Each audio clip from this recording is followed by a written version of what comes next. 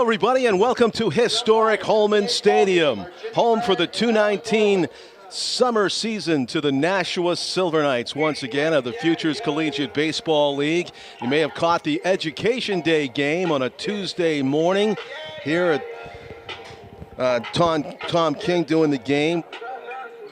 And it was a decent day, but today a balmy summer day, the tail end of some very nice early June summer weather that we have enjoyed here in Greater Nashua for the past several days, spilling over the weekend into this Monday evening game. It's a 6 p.m. start, and when right fielders who play baseball games at Holman Stadium look at the start time of a game and they say 6 p.m. in an early summer game, they know it's going to be a tough evening for them, because the sun really isn't going to set for about 2.5 hours, and that's 2.5 hours of battling the sun in right field here. Even could affect the infielders on the right side of the infield today on pop-ups. We'll have to wait and see, but always an adventure similar to Fenway Park. And speaking of Fenway Park and the Red Sox, here at this game, the Nashua Silver Knights versus the Westfield Starfires, is a Red Sox legend. Bernie Carbo was signing autographs down on the concourse before the game, and also the hero of the 1975 World Series throughout the game's ceremonial first pitch. On a night when a lot of Red Sox fans are thinking about David Ortiz, who is recovering from a gunshot wound suffered in the Dominican, and last report being flown back to Boston via the Red Sox plane for further treatment. But the word on Big Papi is that he is out of danger and now into recovery mode. So that's great news as we begin this ball game here at Holman. Sean Murphy draws leadoff duty for the Starfires. He is a 6'1", 200-pound junior at Gettysburg College. He's a resident of Westfield, Massachusetts, and wears number 7. So the leadoff batter for Westfield steps in there. The Starfires have played 11 games prior to this one. They are 4-7. Near the bottom of the standings, unfortunately, it's the Silver Knights down in the cellar right now, with Bristol at 3-6. So the Silver Knights on the hunt for some wins with some home cooking here tonight. And their starting pitcher, Rich Gracia, throws a couple of strikes to begin the ball game. It's 0-2. One was a foul tipped in and out of the mitt. Danny Gracia for the Silver Knights, number 22, right-hander at 6'2", 185 pounds, resident of Wilmington, Massachusetts, and he pitches for Franklin Pierce. That one misses high, game's first ball, at 85 miles per hour on the gun. Pitch speed being recorded here on the Holman Stadium scoreboard above the left field, the brick wall. Gracia's 1-2 pitch is fouled far down the right field line. Well out of play. A little late on the fastball there was Murphy.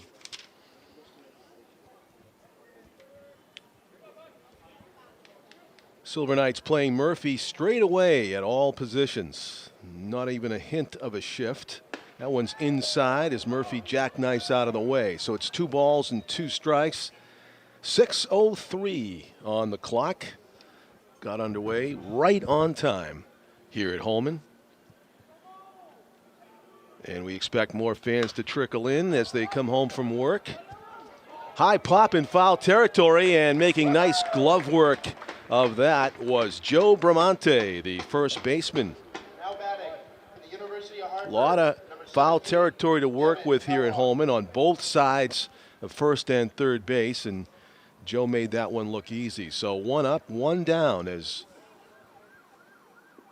Gracia kind of jammed Murphy with that pitch on the pop-up. And the 2-hitter, the second baseman for the Starfires, is Devin Kellogg. He's from Florence, Massachusetts, and plays for Hartford. There's another one of those towns that I have to look up. Florence, Mass.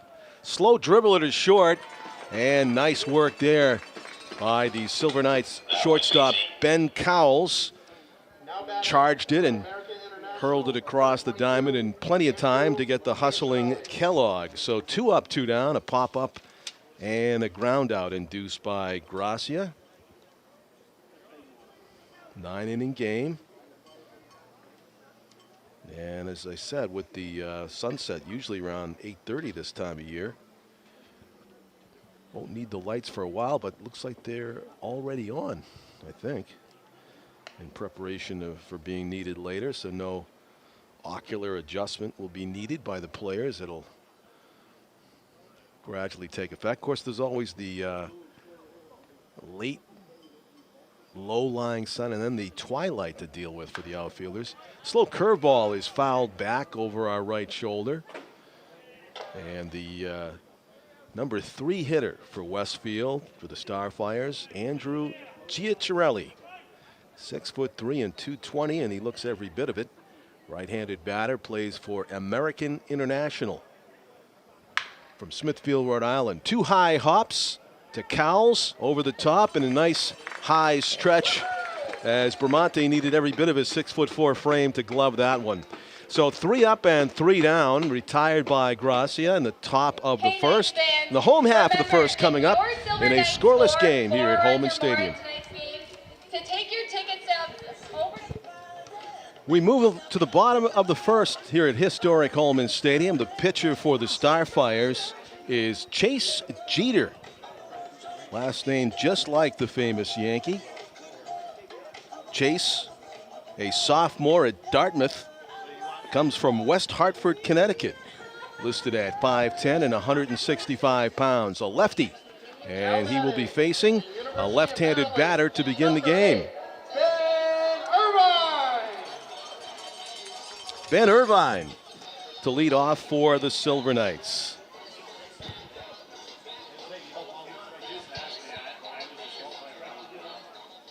Irvine wearing number 8.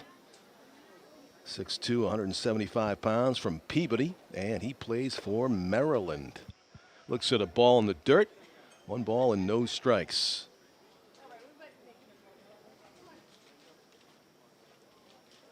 Chase Jeter. 5'10" and 180, and they say stands on the far third base side, and he's built a lot like another former Yankee pitcher. Speaking of the Jeter mindset, thinking about the Yankees, Louisiana Lightning. Ron Guidry, his name was, and not a lot to him, but he had a live arm. Foot race to the bag, and it's won by Irvine. He just got there quicker with the head first dive. There was a bit of a hesitation by the Starfires. Ciacerelli, the first baseman, and he looked at the pitcher, and there was just enough hesitation to allow Irvine to get there quicker. And so they may call that a base hit. We'll have to wait and see. It was more of a mental error if you're going to charge an error. That one's inside. A couple of lefties in the lineup to start things for the Silver Knights against the starting left-handed pitcher. Josh Brodeur is the batter now for the Silver Knights. And he hits one sharply to the first baseman. Throws to second for 1, back to first. In time for the double play, they say. Very close play. That's one of those, if you got the Major League replay rules, they'll probably be under the headsets looking at it again. But in the FCBL, the umpire's call is final. And it is a 3-6-3 double play, nicely turned by the Starfires. So, infield hit, followed by a double play, and now batting with 2 out and nobody on is Dylan Jones, the Silver Knights catcher from Palm Beach Gardens, Florida, and he also plays for Franklin Pierce. Sharply hit at the third baseman, playing back a bit. The long throw is perfect, right to the collarbone of the first baseman, Ciacerelli. And the Starfires, with some nice infield defense, make it a 3-up, 3-down inning after all. So we go to the top of the second in a scoreless game. Silver Knights' next 5 games will be tomorrow night right here against Pittsfield On Wednesday night, they'll be at Brockton at 10:30 in the morning on June 12th. That's fortunate because everybody can go home and watch the Bruins game later on. So they have their own Education Day game. And then they'll play home against Pittsfield on Thursday, at Bristol on a Saturday, and then home again against Westfield next Sunday. Quick tug of war down on the field. It looks like the Silver Knights took care of business in that category against the Holman staff. Faster than I expected. The Knights take that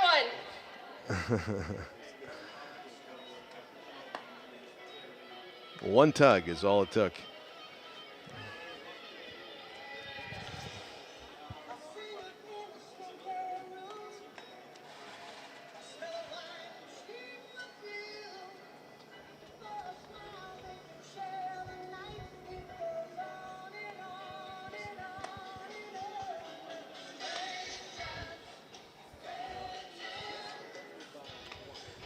Danny Gracia taking his warm-up tosses before the start of the top of the second inning.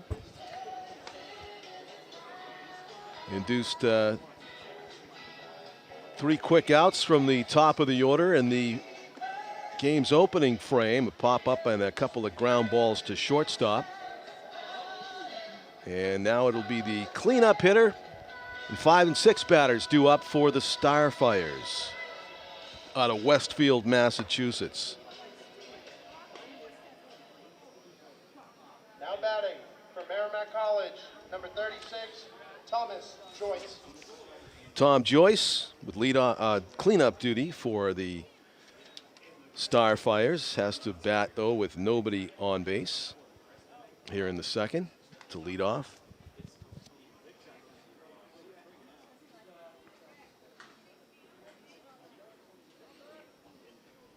And Gracia's pitch is on the outside corner. It's a wide strike zone, if that is any indication right there, as it looked to be just a couple of inches off the plate. And he goes back to it, misses with that one, though, and it's 1 ball and 1 strike to the leadoff batter here in the second. Joyce lets that one go by well off the plate, and it's 2-1 as Gracia continues to work away from the powerfully built cleanup hitter for the Starfires. The 2-1. Had a healthy hack at that, about belt high over the outer third, and fouled it straight back. So it's 2 balls and 2 strikes now on Joyce.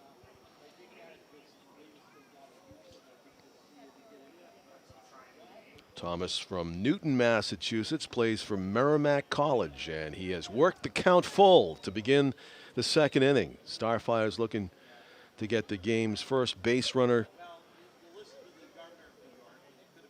for them. The Silver Knights had one thanks to the leadoff infield single by Irvine. Long run into foul territory, and there will be no play as it bounds right off the top of the dugout, well out of the reach of Noah Lucier, the Silver Knights' third baseman.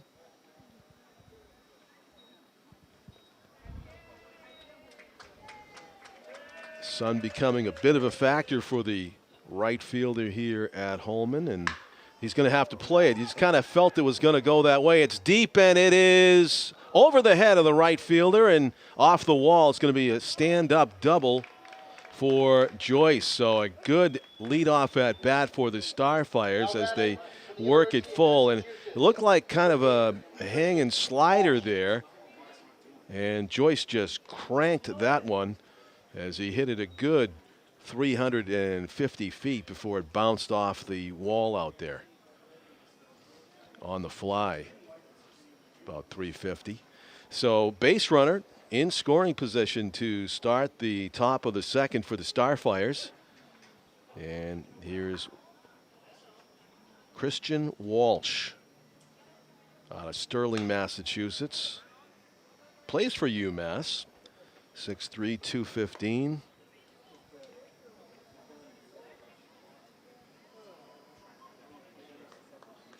Fouled the first one off himself, so it's 0-1. Interesting choice of pitch by Gracia on the 3-2. He went off speed, and Joyce was not fooled, striking a double. There's like a slider or a curveball at 71 miles an hour, right at the knees, and Gracia's jumped out to a 0-2 count on Walsh.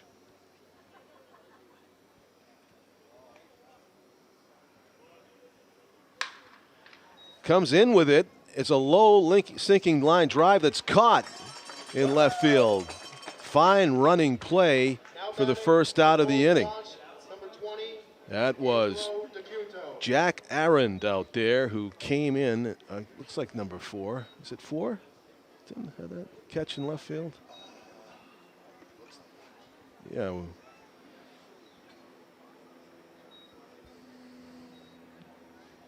Coming in and taking a hit away. So that is out number 1. Well struck as Gracia chose not to waste a pitch on 0-2. He came right in there with what looked like the fastball, and Walsh jumped on it, but he hit it too well into the waiting glove of the left fielder charging in, and it's 1 out, runner in scoring position. And a mighty hack that time by Angelo Diacunto. And Diacunto, the catcher, was thinking about a 2-0 lead with that swing right in the middle of the zone. And again, 0-2 on the Westfield hitter. Let's see what Gracia does with it this time. Bernie, nice to see you. Welcome. Oh, great. So you don't know me, but I know you like millions of Red Sox fans do, and I thank you very much for being here. I used to work for the Lowell Sun. You were interviewed by them at one point. You had a terrific baseball career and then a transformation after. Right? Amen. Yeah. Amen. Tell Yes. me about that. Well, I was made some bad choices in my life, and I ended up in some place where somebody told me about Jesus Christ, and I was 43 years old. My mother committed suicide. My dad died. I didn't want to live any longer. I just wanted to be accepted and loved, and I had so much sin in my life, and he said, you're going to have Jesus Christ, be reborn again and forgiven and repent of your sins and have Christ. And I said, well, I don't know who that is, and I don't know God, and I don't know the Lord Jesus Christ. Never been to church or anything, so he gave me the gospel, told me Jesus Christ was God, and that he died for me, and I could take on the sin of the world, my sin. Oops. Thank you. And so I've been clean for 25 years by the grace of God through my Lord Jesus Christ, and been reborn again. And I come up in New England. This is my 25th. That's how I'm going to be called. Well struck, but again, right at the outfielder. But I've been coming up here for 25 years, and I love it. I go to churches, prisons, jails, detention homes, college baseball, minor league baseball. I go wherever anybody contacts me to be able to go and give my story and tell my testimony. I'll be in 6 churches this year. I did Celebrate Recovery twice, 2 of them. I'll be in 4 college teams I'll be speaking to, and then I have them going up to Burlington with them, low spinners, so I do some minor league baseball. And like I said, it's been fantastic for me to be here and be a part of this. This field is beautiful. I love this field. Do you? Yeah. Yeah, it's a big ballpark. Yeah. Yeah, I don't know what the gaps are or anything, but these college kids have a great place to play, and it's exciting to be able to be a part of them. And, it's one of the things I told them today. I says, God created you to work hard for the glory of God, and God loves you very much. Let's see if the outfielder can get this one, Bernie. Oh, nope. That's a double right there. It He is. smoked that ball. So he trades places. Yeah, man. Run scores. Joyce on second, and it's a 1-0 lead right there for the Westfield Starfires. That's one thing. I've been watching the College World Series, okay? My wife's from Florida. She went to Florida State, so they won yesterday. Of course, my team from Michigan. I'm from Detroit. and Michigan won yesterday. So It's they're been going a while to, since Michigan's been in there, right? Yeah, and the one thing I like right now, you hear that wood?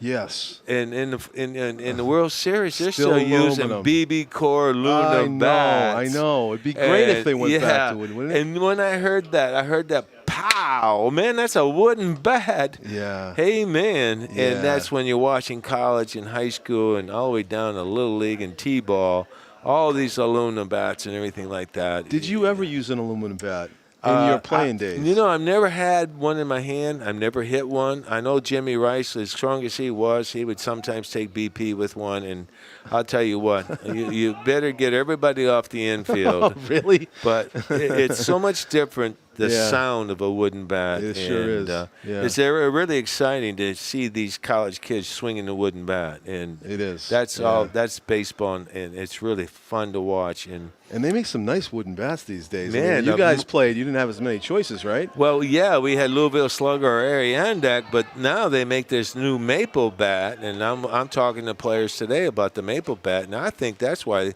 number one, we weren't allowed to weight lift. And these kids are all weightlifting, big and strong. Big I mean, deal I now, was yeah. talking to Pete Rose the other day, and Pete said, me and you wouldn't get drafted.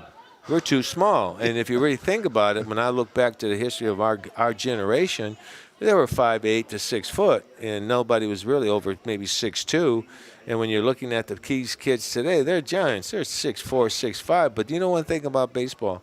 The little man can still play the game of baseball and be a hero and be a great player. Sorry, but I had a decent seat for a recent Red Sox game, and I saw Mookie Betts, Benintendi, even Jackie Bradley, not big guys, really. 5'9". But they have a lot of skill, obviously. 5'9", Yeah, 5'9". yeah. So this is what I love There's about still the room game. for 'em. Yeah. Really, there's room for the little man to play. Yeah. And, of course, that little second baseman for the Houston Astros. What's his name? Do you know who I'm talking about? You mean the third baseman, Bregman? Well, he's small, too. Oh, yeah. I was going to say Aparicio. No. He's got an A in the name, though, right? Terrible, I can't remember it. But, yeah, he's tremendous. He's a little man, too. Yeah, he is. I can't from remember his name Venezuela, either. right? Yeah. Yeah. But it's a great game of baseball. It's the greatest game ever played. And the greatest story, that's what I do. I talk Right. about the greatest game ever, and I tell the greatest story ever. The greatest game of baseball, when you look at the 67 Red Sox, and then it's 1975, 86, and then the last four championships, just winning last year, the tremendous team they had. That might be in there. Nope. But anyway, I tell you what, I really thank you for allowing me to come up here and talk a little bit about my. You have a book that talks about your life, right? They can go online, go to BernieCarbo.com, or go to Amazon. It's called Saving Bernie Carbo. That's my life story. It's great story, great baseball. It's about the Red Sox, and of course, when we just had the draft, and I asked these boys when I was talking to them, I says, "Do you remember? You don't know when the first draft was. They had the draft the other day, and they drafted over 600 and some players. The first year of the draft was 1965, and Rick Mundy was the first draft choice. And then you had five ball players. You had Jim Spencer and Joe Coleman and myself, and of course Don Money and all those guys. And there were few ball players that got picked up at that time. But 1965 was the first year of the draft. I was 17 years old. And it was a great opportunity to play with the Cincinnati Reds, the Big Red Machine. I played with Pete Rose, Johnny Bench, and Bench was so upset because he was second pick, and Hal McRae was the third pick. So Cincinnati made some great picks. They sure did. I really loved playing with Cincinnati, the St. Louis Cardinals, but my heart is with the Red Sox, Mr. Yawkey, the Red Sox Nation. Fenway Park was the greatest ballpark to ever play baseball in. And I love this area, and I live now in Mobile, Alabama, and like I said, I've been coming up 25 years. Just telling people about Jesus Christ. If you people out there, I've dealt with alcohol and drugs for 28 years of my life. I was addicted. I've been clean for 25 years by the grace of God and the Lord Jesus Christ. Believing and having faith and being reborn again, I'm no longer that old man. There's no condemnation in Jesus Christ. I've been reborn. And I stand here saying, God loves me, and God loves everyone out there that's listening. Thank you for taking the time to tell your story on our broadcast. I appreciate your time. Thank you very much, buddy. Bernie You Carbo. look like you could be playing too, man. I still do. You I do? still in men's leagues, yeah. All yeah, right. Sure. You know, I want you to do me a favor. I want you to go to berniecarbo.com. Yep. I have a fantasy camp. It's only $150. The third weekend of March at Hank Aaron Stadium in Mobile, Alabama. Love to go to And Alabama. yes, it's right in March, the third week. Okay. Third weekend. Go to Bernie Carbo. Look up Fantasy Camp Baseball, berniecarbo.com. And come down there, and I'll let you be my guest. That's fantastic. And you can come out here and play with us old guys and have Yes. some fun. I put a uniform on you, a Red Sox uniform. Put a uniform on. We play wooden bats, umpires. Friday night under the lights. Saturday we play a day game, and then we play at 10 o'clock. We have lunch at 12, play 2 more games, have dinner at 6 and a banquet. Sunday we play 1 game. You go home. Sold. And it's a lot of fun. This will be my 21st year of having a fantasy camp. And the reason I have a fantasy camp, number one was when I started playing fantasy baseball, fantasy camps, $1,200. And when it reached about $4,000, $5,000, I said, you know what? I'm going to do this camp. It's going to be my 21st year. I charged $150 then. That's unheard and of, I still charge $150. Wow. And we go out there, and we had about 43 guys show up. I don't do much advertisement, but I tell you what happened. This is a funny story because, you know, I run the camp, right? Yep. So I'm up in the last inning, the 7th inning. I'm leading off, and I hit a shot out to left center, man. I know it's a double, right? Yeah. So I run right down the middle of the field to second base. They said, hey, man, you're supposed to go to first base. I said, I'm 71 years old. You know that's a double. That's a double, man. I'm going to run right down straight. That's a double. I ran straight to second base. They said, man, that's not fair. You got to go to first base. No way. No, man. You What running the position show. do you play? Shortstop. Shortstop. Yes, sir. We need some shortstop. Oh, okay, yeah. You pitch a little bit. We might throw you on the mound You throw a me little out bit. throw strikes. Yeah. Okay. I might get lit up, but I'll throw strikes. Hey, man, that's all right. What's your name again? John Collins. John Collins. Yeah, like the former mayor of Boston, John John Collins. I yeah. look forward to you coming and playing Oh, with that'd be us, awesome. and you'll be my guest. I've played in a tournament in Georgia on Memorial Day, and I loved it down there. So I checked out the Ty Cobb Museum while I was down there. Oh, wow. I'd love to come check out Bernie Carbo in person. That'd be Yeah.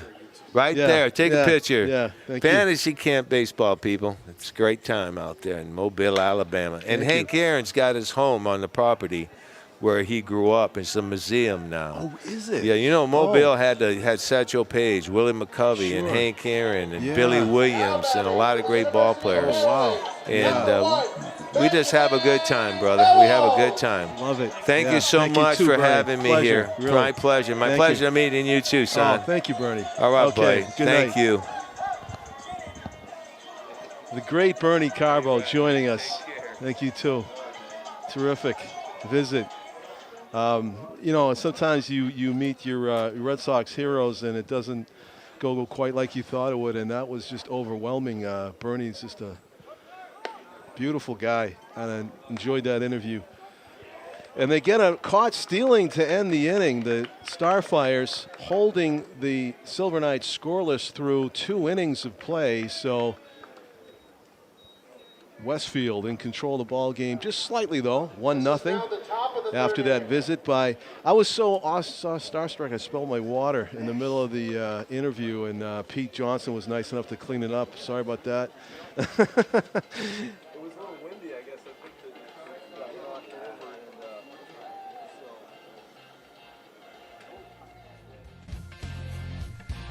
and Okay, fans, we're going to play a game of Are You Smarter Than a Silver Knight? And I'm here with guys. Introduce yourselves. I'm Austin. I'm Broden. And this is Manny. All right, you guys ready? How many sides does a pentagon have? 5. All right, Manny. What was John Lennon's middle name? George. It was Winston. All righty. How many legs does a spider have? 8. 2 for 2. All right. Okay, Manny. What is the smallest mammal in the world? Tadpole. It's a bumblebee bat. Close. All right, last question, boys. Ursula is a character in what Disney movie?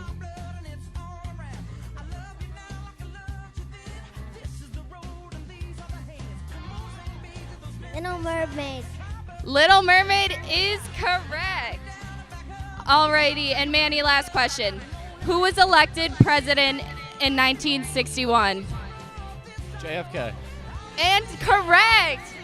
All right, Manny, 1 for 3. Good job, boys. Now batting from Stonehill College, number 21, Jeremiah Vargas.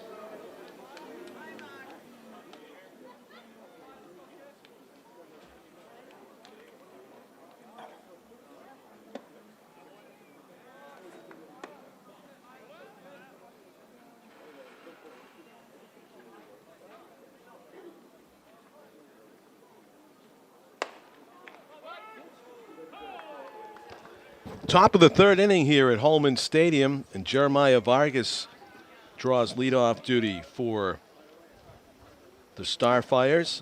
5'9", 160-pound right-handed hitter, pops it to right field, and a nice running catch, a long way to go, and fighting the sun as well. From Gettysburg College, number 7, Sean Jared Murphy. Dupere coming in from his deep right field position to take that hit away.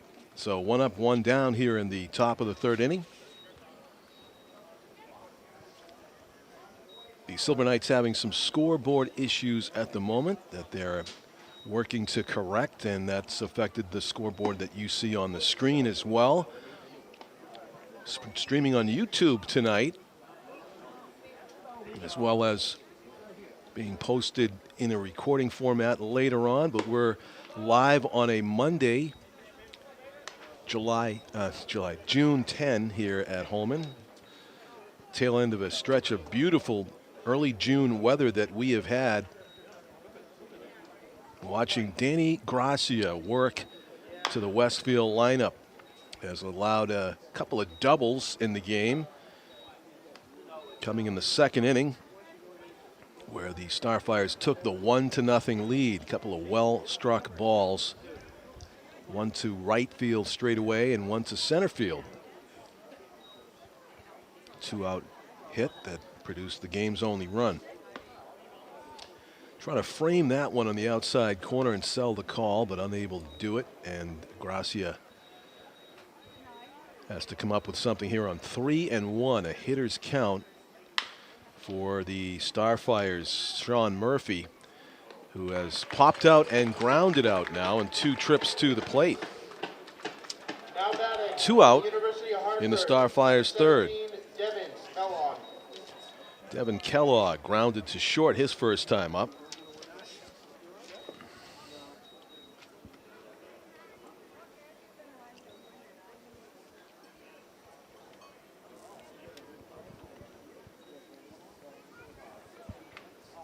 Gracia kicks and throws, and not able to hold up was Kellogg. First base umpire's got the correct call.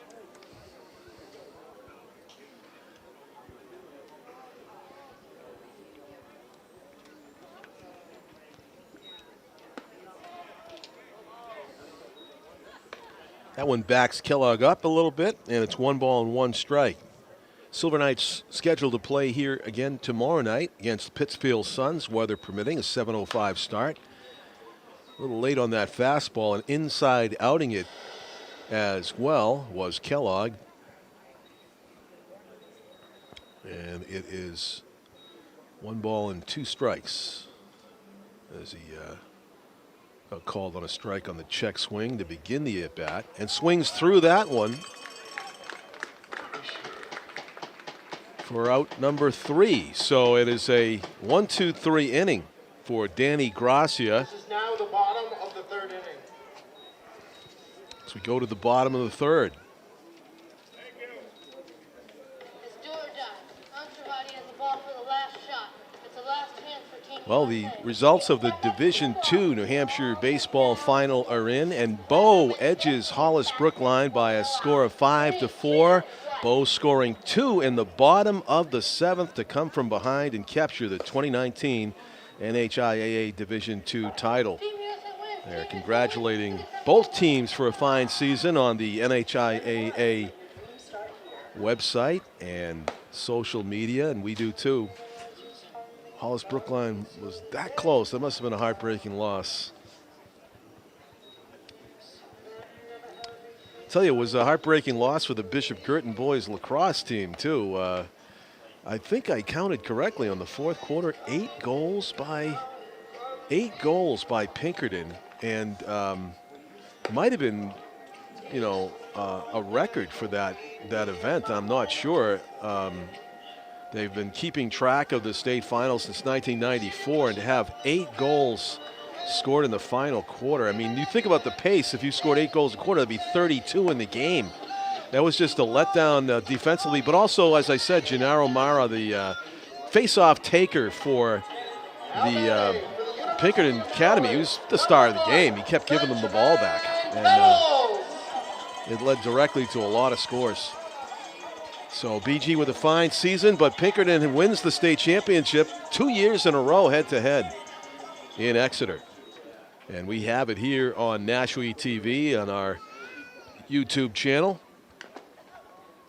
That game. So big swing and a miss by Ben Cowles.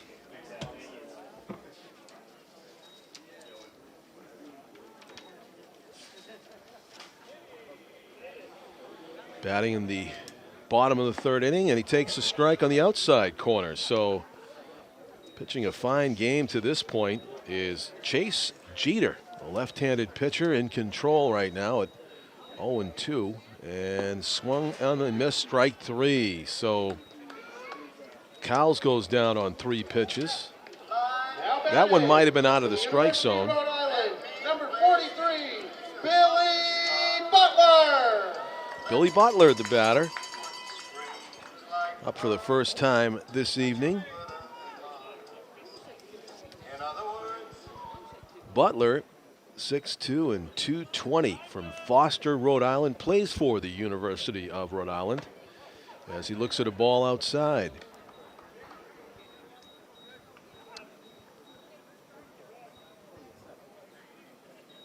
Six o'clock game time. We're at 6:38 on the clock right now, and the sun still on the pitcher, but as you can see, not on the batter. And it is a concern for the second baseman, first baseman, and right fielder.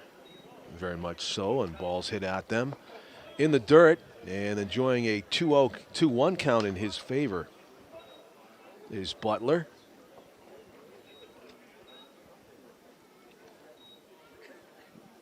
As he looks out at the slightly built left-hander, and a big swing and a cue shot right off the end of the bat to the backstop for strike 2 on the foul ball.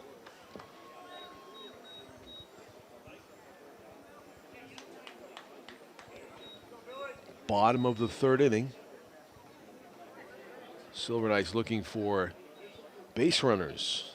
They had a base runner to begin the ball game. It's a soft line drive. It was off the end of the bat, and waiting for it was Jeremiah Vargas to make the play. So 2 down. Number 7, Noah Lucier.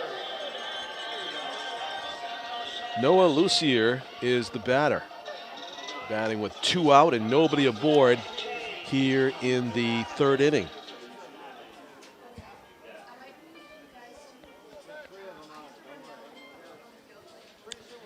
Silver Knights coaching staff, once again, manager B.J. Neverett, foul into the first base stands.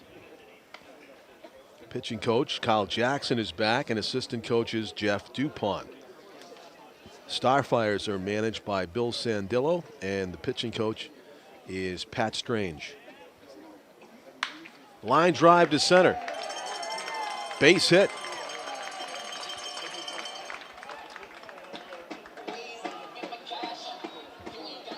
Two out, base runner aboard. Sharply struck ball by Noah Lucier. Ben Irvine. And back to the top of the order, Ben Irvine reached on an infield single in the first inning, and then unfortunately retired on the front end of a double play, a 3-6-3 double play. Swinging bunt, dribbles softly to the second baseman, and he makes nice work of it. Charging in was the Starfires' Devin Kellogg to make the play. So the Silver Knights leave a base runner, and we go to the top of the 4th inning. 1-0 Westfield on top in a Monday night contest at Holman. Alrighty, Knights fans, it's time for Wild Fan of the Night.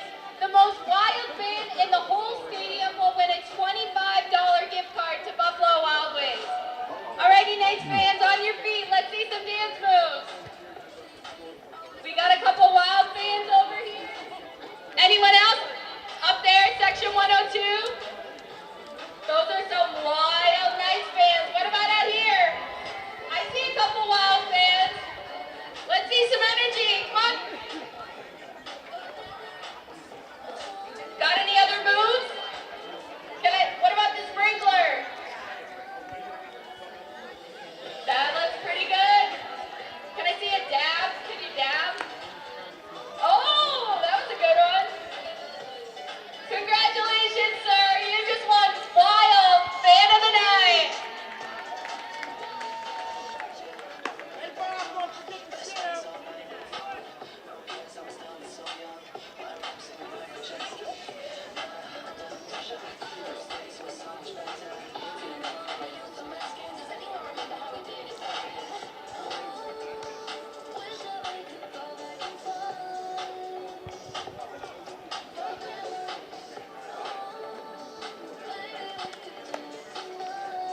To the top of the 4th we go.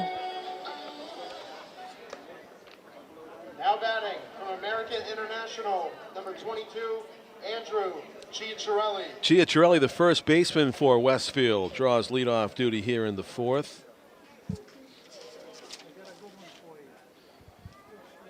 Grounded out to shortstop his first time up, and looks at a strike over the outside corner. Danny Gracia has been pitching well for the Silver Knights, yielding up the 2 doubles and the snag at third base. Well, Chiacciarelli hit that really hard, but perfectly positioned was Noah Lucier, and a little bit of a jump and right in the leather. Could hear it from up here. Ball about 100 miles an hour or so off the bat of Chiacciarelli for out number 1.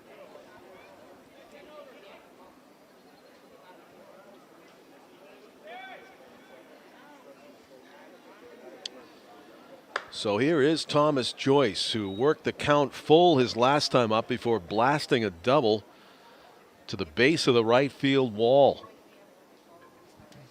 Looks at ball 1. The 1-0 pitch is up and away. 2-0. I believe there was an off-speed pitch from Gracia that Joyce launched, and he was at second base with 2 outs when he was doubled home for the game's only run, scored by Joyce.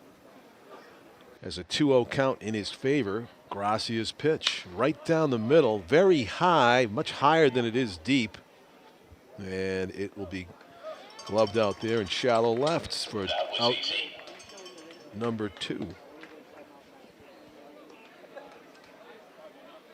Now batting for the University of Massachusetts, number 8, Christian Walsh. Christian Walsh, the batter.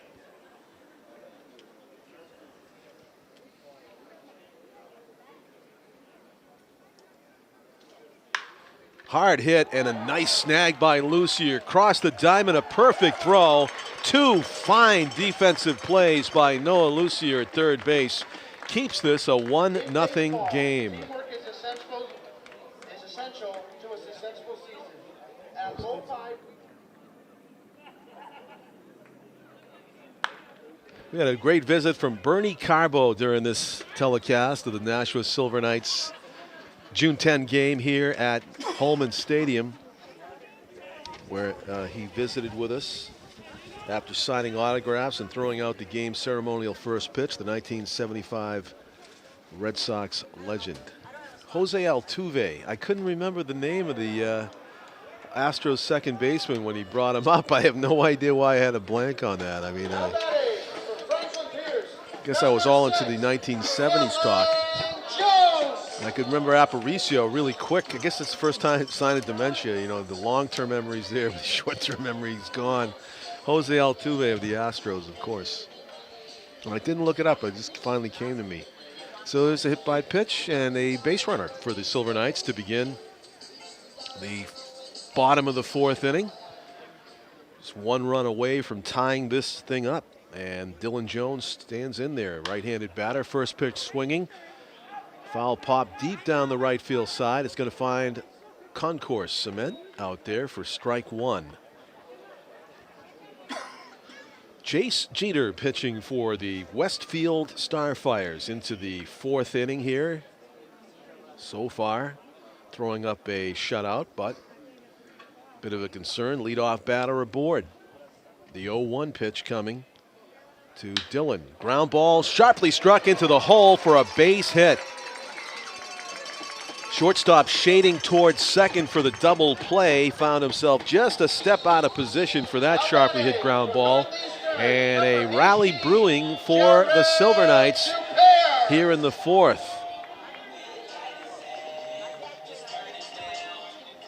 Left fielder for the Silver Knights, Jared Dupere from Amesbury, Massachusetts, and plays his ball for Northeastern.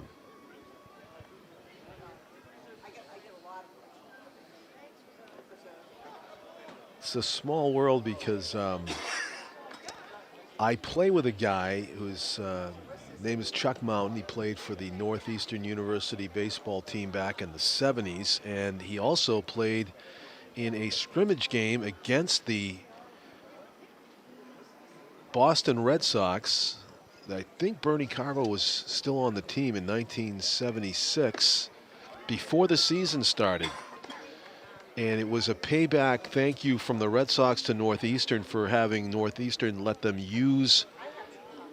Red Sox use their indoor batting cages during the extensive rain delay of the World Series in 1975. The Reds batted at Tufts, and the Red Sox batted at Northeastern indoors using their indoor baseball facilities during the October rain delay. I think there was one or two games postponed by rain in the 1975 World Series, and payback was Northeastern got to play baseball at Fenway Park the following April, before the actual regular season began. And Louis Tiant and Bill Lee pitched in the game. Chuck has a great story about that game. The pitch swung on and missed. What a mighty hack that Jared Dupere had at that one. Trying to play 2 runs with 1 swing if he could come up with a double. Sun not a factor at the moment. It's gone behind some clouds, and no shadows during this at bat at the moment anyway for Jared Dupere. Big swing and a miss, and he is down on strikes. Definitely didn't go with the 2-strike swing there. Charleston Southern, number 41, Kyle Sandstrom. Big strikeout.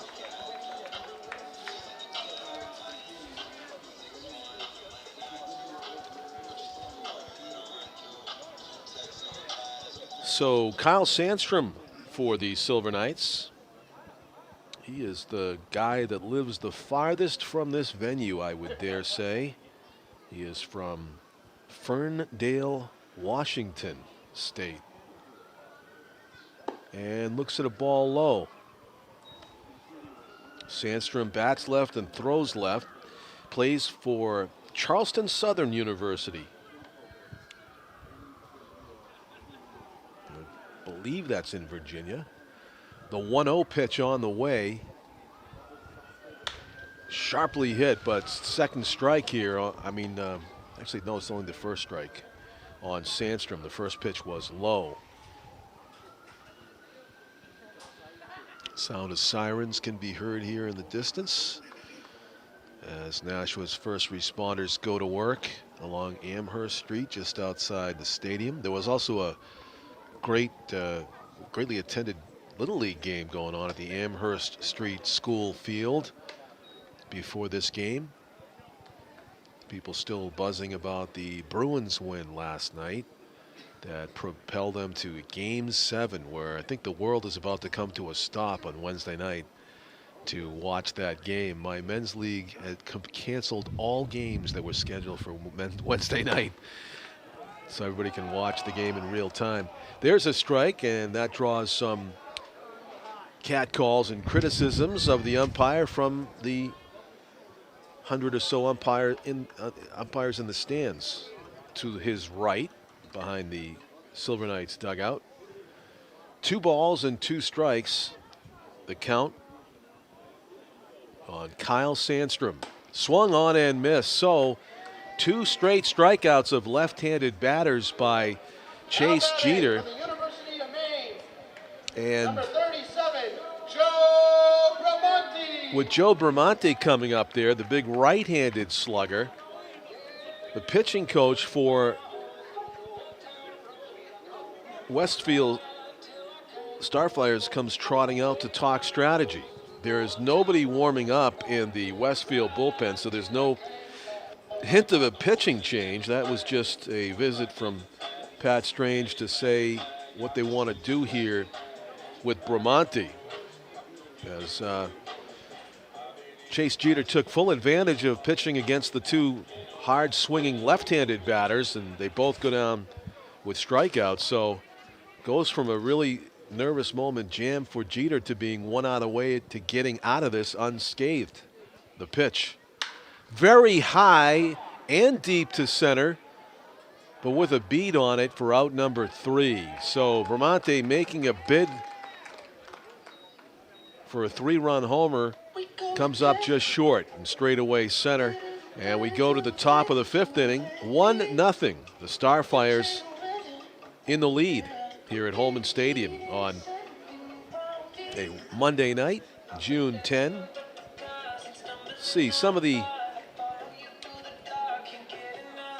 get some of the upcoming games and promotions here at historic Holman Stadium. Oh, apparently I need to install a new version of Microsoft Word in order to call up this. So excuse my phone gadgetry while the game is going on.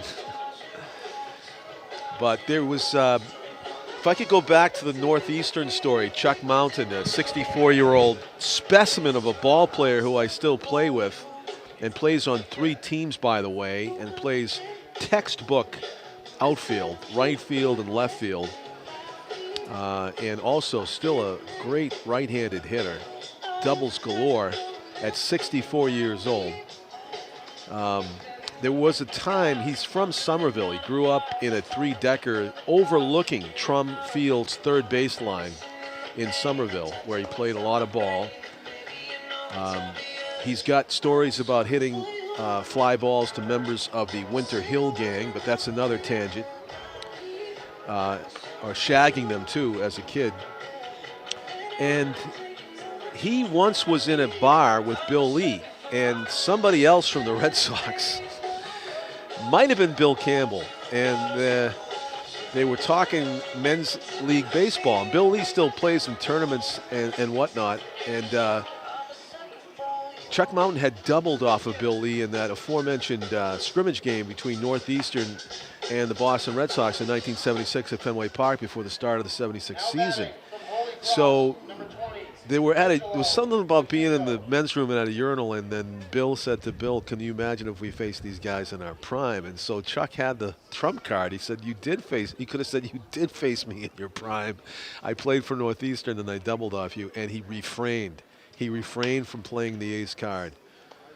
1 hopper to Cowles. Shows off the arm over to first base. 1 up, 1 pitch, 1 down here in the top of the 5th inning. Stonehill College, number 30, Tommy I Quinn. dare say a fast-paced game at this point. I guess I just put the jinx on us. Sorry, Tim. Look at that little baby in the front pouch down there. That'd be a nice shot. I don't want to take you off your game, but I'm in granddaddy mode right now looking down there. Took my granddaughter to the dollar store today, and that was an adventure. Everything was wantable and gettable, and Got out of there with $21 in damage. That's all. Cue shot. I am a soft touch at the dollar store. Strike one. 3 hits for the Silver Knights, just 2 hits for the Starfires, and they made them count, those 2 ringing doubles to the warning track in right and center to plate the game's only run. Starfires will be back here on June 15. A Saturday night start at 6:05. Big swing and a miss. Upset with himself that he didn't make contact there. Tommy Quinn, the catcher for the Starfires, goes down swinging to start things in the 5th. Number 5, Bryce Walker. Bryce Walker from Milford, New Hampshire. You know, he played some games here in his high school time, I'm sure. Or attended some games too, probably. First pitch swinging, skies it to left. And it is the 3rd out of the inning. 3 up and 3 down here in the 5th. And Danny Gracia cruising along with the exception of those 2 doubles in the 2nd inning. And it's a 1-0 Westfield lead with the Silver Knights having a chance to tie things up here in the bottom of the 5th. They'll just need some base runners, of course. Right. Our announcer, John Collins, had a chance to interview Red Sox legend Bernie Carbo during tonight's Silver Knights game. You can catch it on replays later in the week. We are still live on our Nashua ETV YouTube channel. And some fine still photos that Pete Johnson took to go along with that tweet. I love it. Thank you, Pete.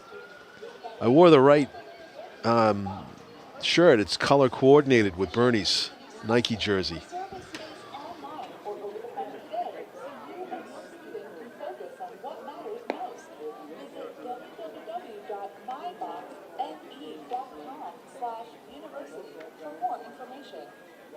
Now batting for the University of Maryland, number 1, Benjamin Cowles. Benjamin Cowles will lead it off for the Silver Knights. Struck out his first time up against this Chase Jeter, who has been in command of this game to this point, although he has scattered 3 hits. First pitch swinging, Cowles tops one to the Westfield dugout. Strike one. Bernie's got an Alabama accent kind of leaked in there, I think. It reminded me of interviewing Butch Hobson back in the days of the Nashua Pride here.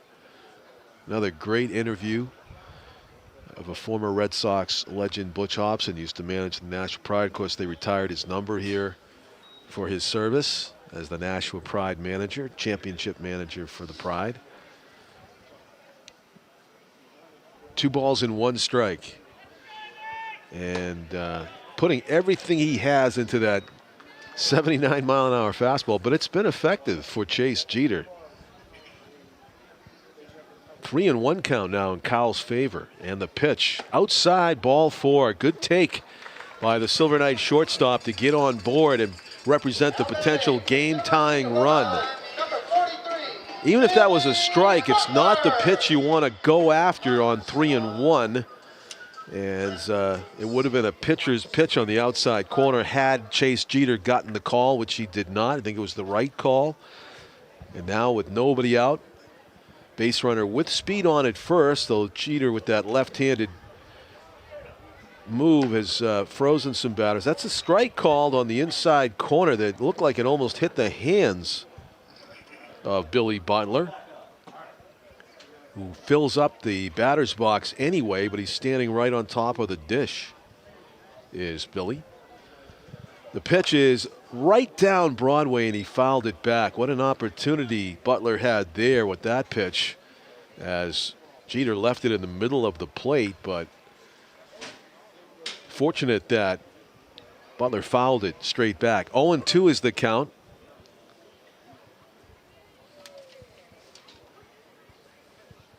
Jeter checks the runner, and it's top foul. A lot of pitchers go with slide steps with runners on base. Jeter's not one of them. He brings that knee up fairly high, so if a base runner gets a good read or just decides to go first move, it adds to their chances of making it to second base.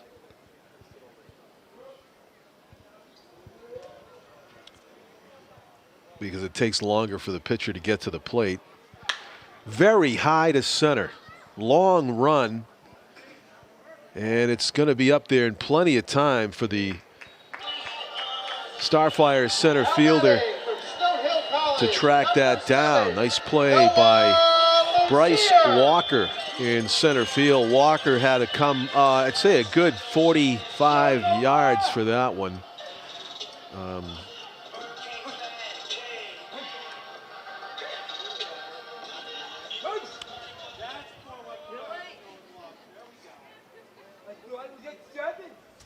But it was up there so high, made the play. 1 out.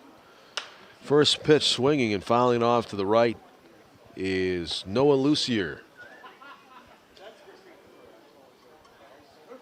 Sam Boudreau playing his ball this summer for the Silver Knights out of Bishop Girton High School.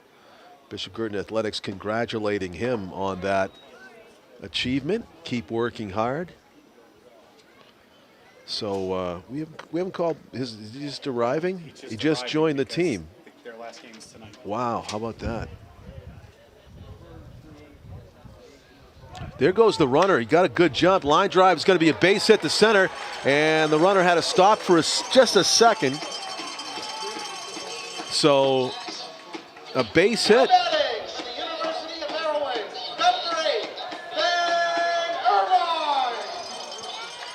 So Lucier with the base hit. That's his second hit of the game. And that brings up Ben Irvine. Irvine with a chance to work on tying it up. First and second with 1 out. His team down by a run. Potential tying run at second. Cowles, and at first base, go-ahead run in Lucier.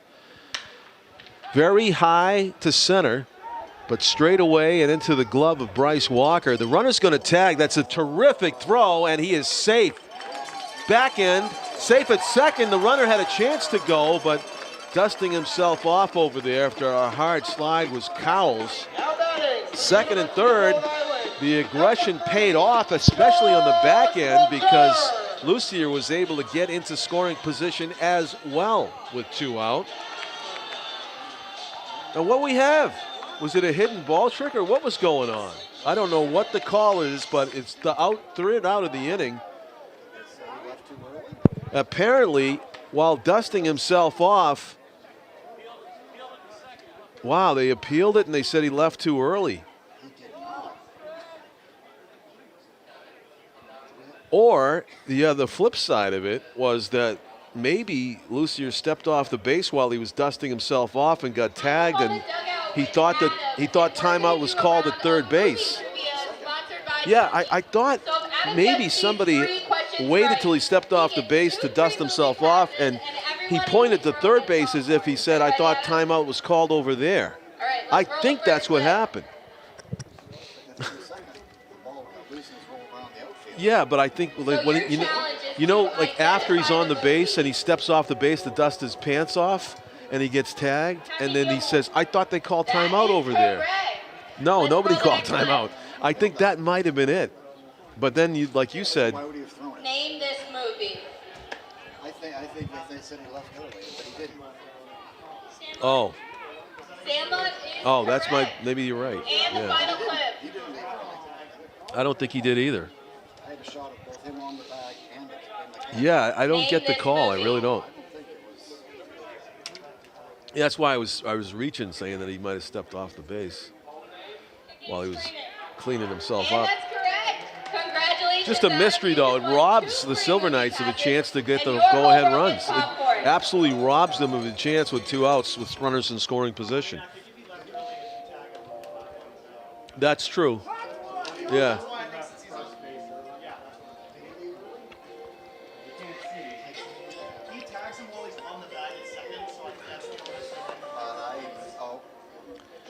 I feel like if he left early, he would have been there a heck of a lot earlier, don't you? Now batting from Stonehill College, number 21, Jeremiah Vargas.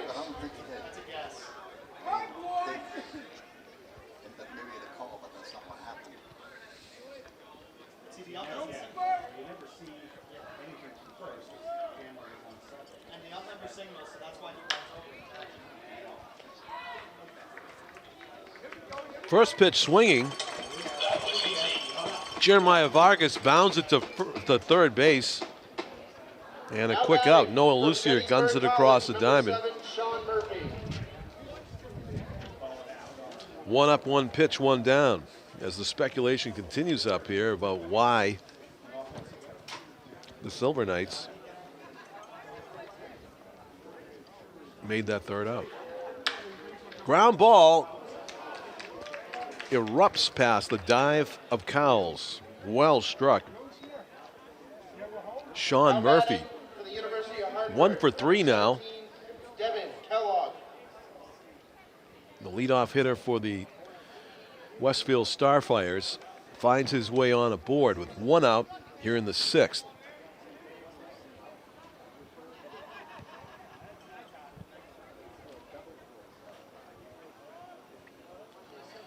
Devin Kellogg, the batter. Also first pitch swinging. Tough play in time. What a play off the mound like a cat was Dave Gracia. Danny Gracia, making the play on the swinging bunt. 2 down here in the 6th. Chiacciarelli got robbed of a single, maybe a double his last time up as he ripped one inside the third base bag, and Lucier leaped up and grabbed it, snagged it as it was moving about 100 miles an hour plus in his direction. Labeled for the left field corner. That one's low for ball 1. Both teams have shown a penchant for swinging at the first offering from Chase Jeter, the pitcher for Westfield, and Danny Gracia, the pitcher for the Silver Knights.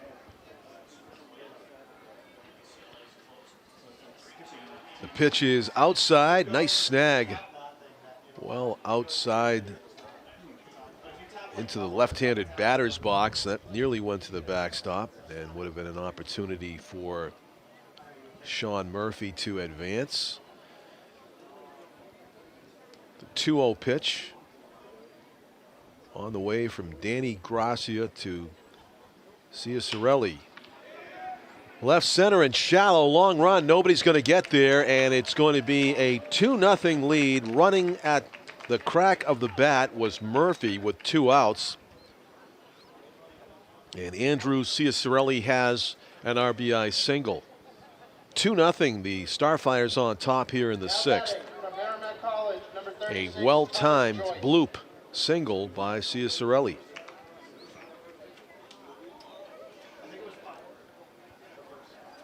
Oh, base runner that gets a good read on that might be able to score even with nobody or 1 out.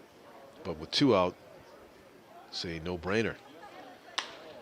Line drive's going to be trouble. Down the left field line. First pitch swinging was Thomas Joyce. Joyce churning into second base with a double as Cianciarelli pulls up at third. That one had double written all over it as Joyce goes the other way. And Christian Walsh with a chance to knock in 2 more with 2 outs here in the 6th. Walsh.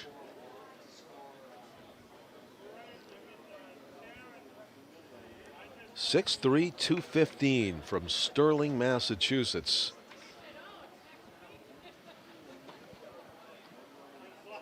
Danny Gracia running into a bit of a buzzsaw here in the 6th inning.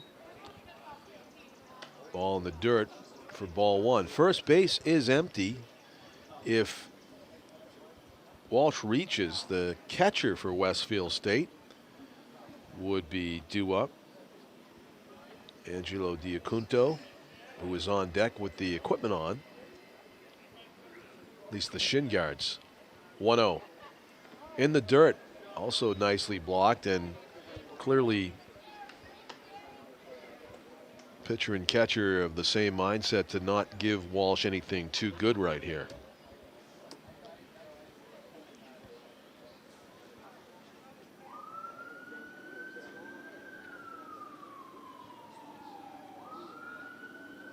We'll see what Danny Gracia comes up with.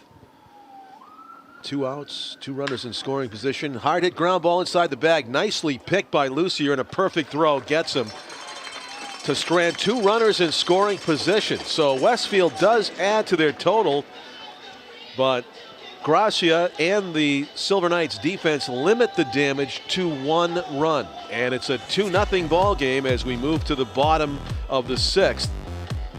Dance time here.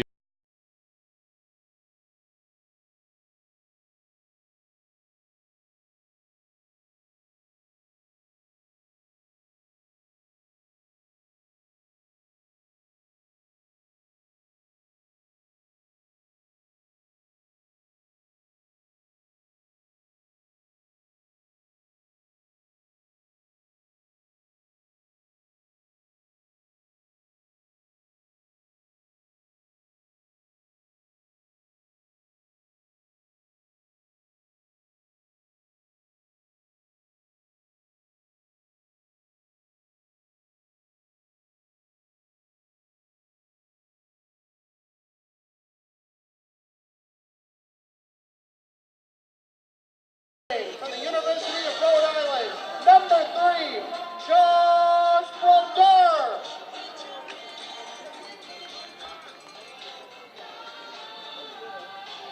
Baseball tradition that right before the batter comes up to start an inning, the catcher throws it down to second base, and couldn't stand the double pump by Diacunto there, the Westfield catcher. He looked like he had the second baseman waiting for the throw and faked like he was going to throw it. He just held on to the ball.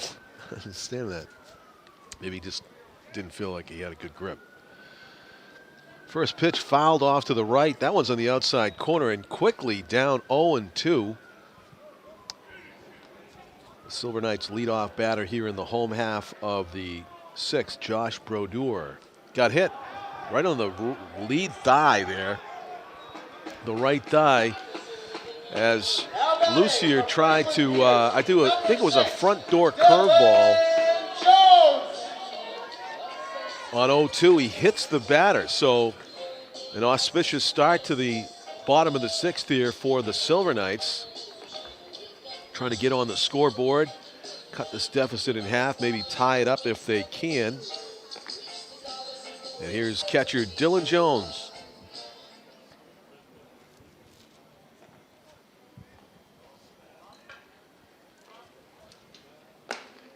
Takes a strike on the inside corner. Thought it was inside, shaking his head as he walks out of the box. This home plate umpire has been generous, at least with that corner of home plate, to both with both right-handed and left-handed batters up there. That ground ball gets through up the middle, and going first to third, thinking about going to second. That's the overthrow, and a great base running. Excellent base running right there to read the throw was over the second base bag after a nice hard big turn at first, and gets into second base easily. So both on the front end and on the back end, the Silver Knights putting on a clinic on the bases right there.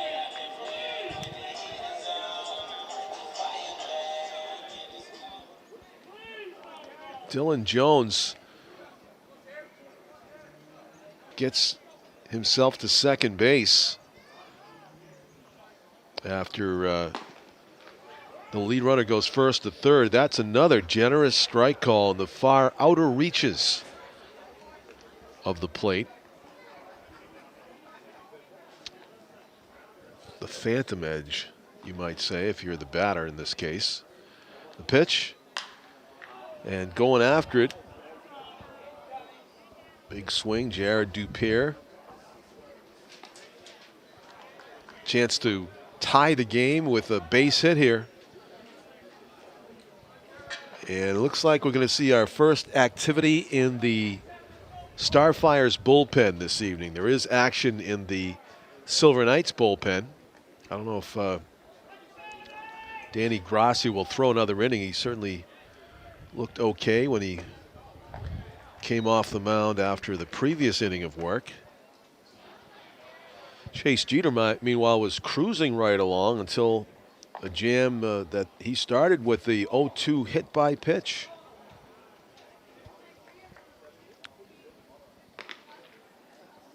Curveball or breaking ball stays down. 2 balls and 2 strikes. Was over the middle of the plate, but well below the knees of Dupere. 2 balls, 2 strikes. Chase Jeter. His catcher sets up right on the outside corner, and it's in the dirt, though. 3-2. They're trying to hammer that outside corner with the fastball, and Jeter missed down. First base is empty.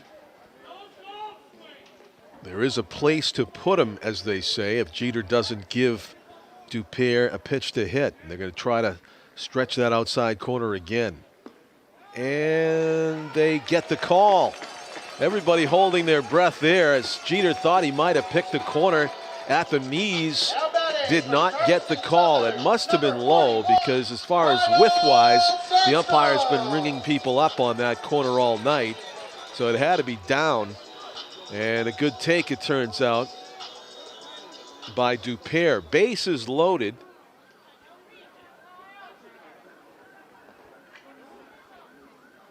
And Kyle Sandstrom is up there. Chance to tie up the game. A bender on the outside corner and another grimace from a Silver Knights batter. Thought it was off the plate. Instead, it's 0-1 to Kyle Sandstrom. Thought that one was in Washington State as far as the continent left to right. And that was low. 1-1. Somebody says in the stands, you got that one right. You can hear everything, unfortunately for the home plate umpire. In the cozy confines of Holman, where you are actually closer to the catcher than the pitcher is when you sit in the first rows behind home. Jeter's pitch, hard hit and through into right field for a base hit. 1 run is in. The game will be tied. The throw's going to third. In the air, it's over everything. The runner's going to go home, and the Silver Knights take the lead on a bases-clearing single by Kyle Sandstrom. It's going to go as a 2 RBI single, and then an overthrow error on the right fielder, who showed off a howitzer of an arm, but not accurate. Sean Murphy threw it over everything. And so the runner scores from first base, Dupere, and suddenly it's a 3-2 Silver Knights lead on 1 swing of the bat by Kyle Sandstrom. And that will be it for Chase Jeter. They're going to go to the bullpen and bring in a right-hander, it looks like. So Jeter, who had been cruising along with a 2-0, a 1-0, then a 2-0 lead. He's going to get greeted by his teammates coming off the mound as a good effort, but unfortunately for him, the timeliest of hits by Sandstrom, and then an unforced error by Sean Murphy, the right fielder, to launch it over the third baseman's head. And a heads-up play by Dupere to score from third. 3-2. Silver Knights in the lead as we get a look at the Westfield relief pitcher. Newly into the game.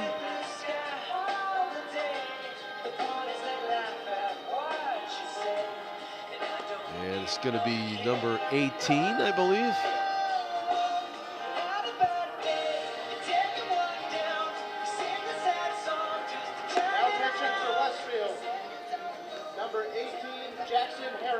Jackson Harrigan is from Acton, Massachusetts. He pitches for Bryant University, where he's about to enter his sophomore season.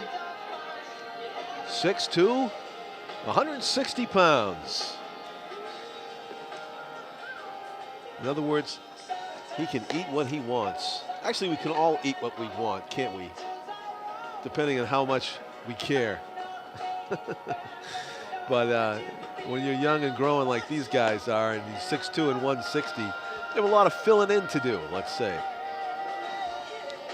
But that'll be for later. Right now, Jackson Harrigan will be pitching with a man on third, Kyle Sandstrom, and nobody out. Nobody out here in the sixth inning. A big sixth inning, it turns out, for the Silver Knights in front of their home fans on a beautiful Monday night, June 10 of 2019.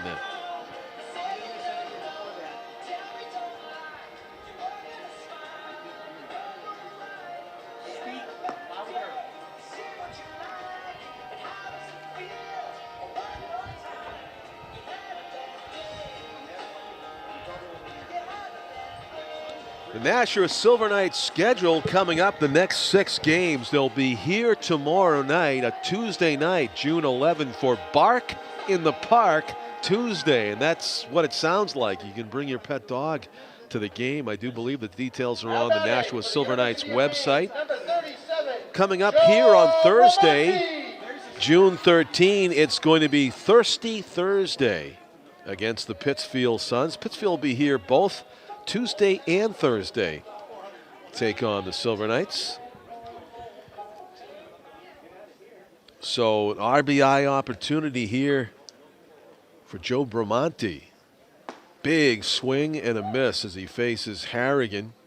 A lot of first pitch swinging in this game by both teams. 6 hits for the Silver Knights now, 5 hits for Westfield. The infield is in, trying to guard against the 4th run of the game for the Silver Knights. That one's up and away, ball 1. Joe Bramante from North Andover, Massachusetts. Plays his ball for University of Maine, Orono. And there's nobody that looks forward to the southern trip more in March than the UMaine Orono Black Bears. Base hit the other way by Bramante. And that plates the 4th run. Taking what he was given, which was an outside pitch, he goes with it, and he puts Silver Knights up by 2 here in the 6th. 7th hit of the game for Nashua. Now batting for the University of Maryland, number 1, Benjamin Kellos. Welcoming they were watching the curriculum committee meeting. Those viewers are now watching the game live here on Nashua TV. We welcome you. It's live action on a Monday night, June 10 of 2019, where we were graced by the visit of Bernie Carbo, the 1970s Red Sox legend, was with us. He was signing autographs before the game and also throughout the ceremonial first pitch. Talked about life and baseball and aluminum and wooden bats, among other things, during our chat here in the middle of the game. It was a pleasure to have him on Nashua TV, and you can watch the replay anytime on YouTube. So Harrigan peeking over his shoulder at Bramante, very high to right center, and it's fading away from both outfielders. It is going to be down for a hit. The lead runner's around third, and there will be no play at the plate as Bramante, with those big long strides, churns across. It is a RBI double for Murphy. We got a big old piece of that one. Number 43, Billy Butler. Sort of an unconventional gap shot for Murphy and the amount of height that it had on it. But it was too much for both the right and center fielders for Westfield. And it falls for run number 5, a 5-run inning here so far for the Silver Knights, and still nobody out. 8th hit of the game. That one doesn't really break Jackson Harrigan. He was trying to inside corner curveball, and it nearly come up and hit the shoulder of Billy Butler. So Clutch hit after clutch hit for the Silver Knights here, with runners in scoring position in the 6th inning, producing 5 runs, and they appear to be not done. Ground ball left side. Third baseman charging it on the run, makes the play. Nicely done by Christian Walsh. Charging it. Now batting from Stonehill College, number 7, Noah Lucier. Noah Lucier has a couple of hits already in this game. And fine defensive work at third base. Part of the reason that the Silver Knights lead this 5-2.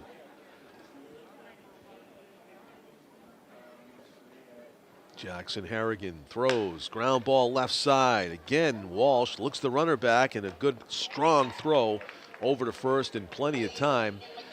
2 ground balls to third base, freezing the runner at second, and 2 out now. Number 8, Ben Irvine. Ben Irvine with a chance for some 2-out magic. If he can get a base hit here, would give the Silver Knights a 4-run lead. They're up 5-2 with 2 outs in the 6th. Irvine may be happy to see the left-handed pitcher out of there as he faces the right-handed Jackson Harrigan here in the 6th inning. Pickoff play at second. Back in plenty of time was Murphy.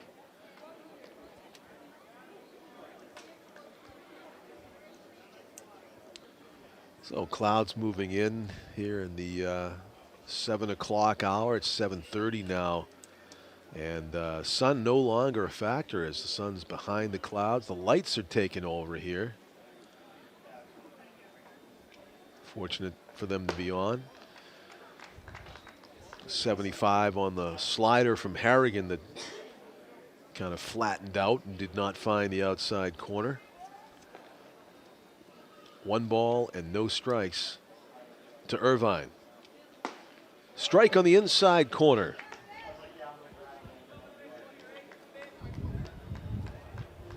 One ball and 1 strike. Silver Knights erupting for 5 runs here in the 6th inning to take the 5-2 lead.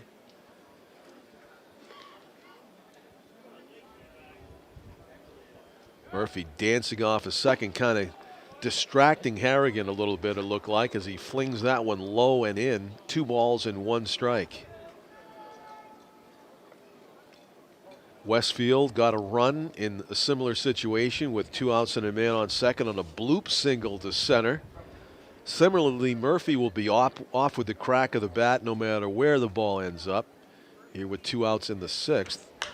That's a foul off to the left.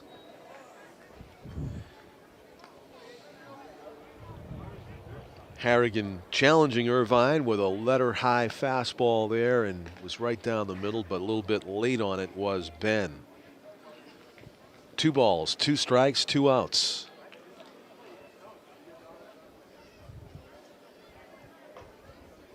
Harrigan checks the runner and delivers. That was a ball from when it instant it left his hand. He almost threw it to the backstop. And a good job of coming out of his crouch was Angelo Diacunto to glove it and keep Murphy at second. 3 balls and 2 strikes. First base empty. Ball 4. So first and second. And the batter will be Josh Brodeur. Now batting for the University of Rhode Island, number 3, Josh Brodeur. Josh Brodeur, resident of Cumberland, Rhode Island, and plays for the University of Rhode Island.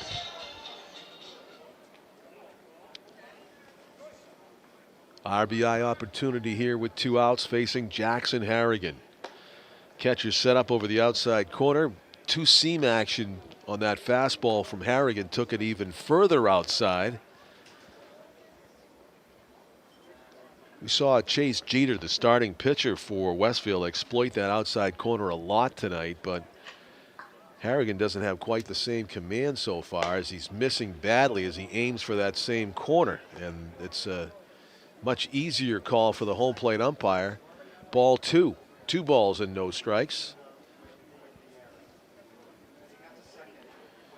Murphy with a rather modest lead off of second base because the shortstop's lurking right behind him. Pitch. Line drive to left center. Nobody's going to get this one. Murphy's going to score easily. Churning around second into third. It's a double. What hustle on the back end. Josh Brodeur with a 2-out double to plate the 6th run of the game for the Silver Knights, who are now leading by 4. 6-2 here in the 6th. A magical inning offensively for the Silver Knights as it just keeps going. Number 6, Dylan Jones. That was a really nice hit by Brodeur, and he was thinking double right out of the box. It was fielded cleanly by the outfielders, but it took a while to get there because it was equidistant between the center fielder and left fielder, and in the time it took them to run it down, Brodeur was already a third of the way to second base, and great speed, slid into second easily with a double. Over to third goes Levine. Irvine. Ben Irvine's at third, and the batter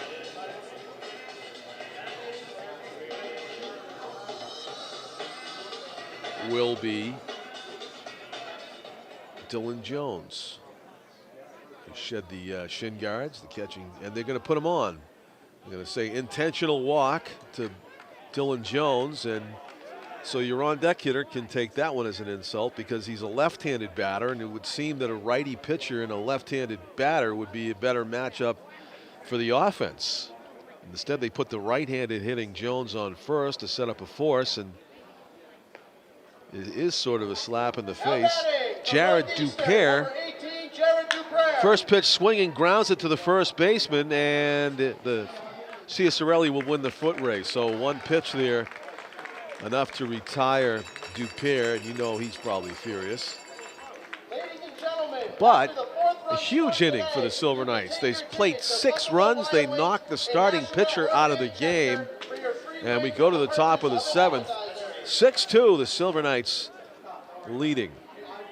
Tomorrow night, your Nashua Silver Knights take on the Pittsfield Suns at 7:05. As you can hear in the background, one of the upcoming games, Pittsfield, tomorrow night. Bark in the Park, 7:05. Dogs, pet dogs that are brought get complimentary treats. This call to the bullpen is brought to you by Hampton Inn Nashua, where they love having you stay with them. Very good at color. Dave. And now pitching for your John Nashua Collins, nice to meet you Silver too. Knights from St. Joseph's, number 42. So welcome. Joe Did you do this Tuesday? Yeah, came on for the first time Tuesday. Yeah.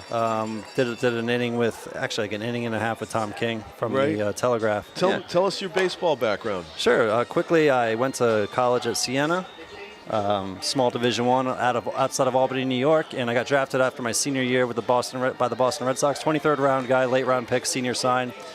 They gave me $1,000 and a bus ticket pretty much to ship me to Lowell, and then played for the Spinners, went down to the Florida State League for a couple years, wrapped up my Red Sox career in Portland with the Sea Dogs, and after they released me, I was having some control issues in 2005, and later to find out I had some shoulder issues, and the Red Sox released me after the 05 season, and then I tried to stick around for another year through the independent league circuit with Nashua, and actually Worcester and Nashua. It was a weird how I played for both of them, and now the people I work for own franchises in both of those cities.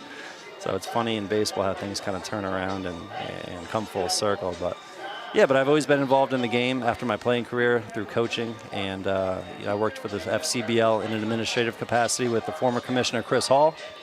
Did that for a season while I went back to school to get my sports management degree, and just maintained some connections, and the opportunity for the GM position with the Silver Knights came in with the new ownership, and then I interviewed with the Cretans and Dave Peterson, their general manager down there in Worcester, and he's kind of a floating vice president. He helps both organizations out, and it turned out to be a good relationship, and it worked out, and here I am. 2.5 months later, we got baseball. Wow. And I'm the general manager for the You must organization. have a million baseball stories, starting with your high school and then getting drafted. Sure. Not many people can even say that. It must have been exciting. Even was, like you said, $1,000 on a bus ticket, but still must have been a thrill. Oh, absolutely. Yeah. Yeah. I mean, I always tell my friends and whoever asked that I lost money playing minor league baseball, but it was worth every penny. And I, working 2 jobs in the off season just to be able to afford to play minor league baseball, because my top salary, I think at the AA level, if I remember correctly, was $1,500 a month. Wow, and people must ask you about that. And you have to pay your own, right. That's before rent, before Sure. food, and before your phone bill and college loans and all that good stuff. So nobody plays minor league baseball for the money, for sure. It's always the payoff at the end of the, it's the payoff at the end of the end of the journey. Yeah. But were you on the spinners with any of the current guys in the Red Sox? Yeah, well, I came up, not necessarily the spinners, but I came up through the organization with guys like John Lester, Jonathan Papelbon, Dustin Pedroia. So I was in that range. I played with Euclid for a little bit. Played with Hanley Ramirez for a couple seasons. Wow. And got to play with a lot of very talented ball players. 1 up, 1 down as Diacunto goes down swinging to start the top of the 7th. Great 6th inning for the Silver Knights. They've been seeming to swing the bats well at home. Just all it takes sometimes in these types of games is one big inning and put up a 6 spot.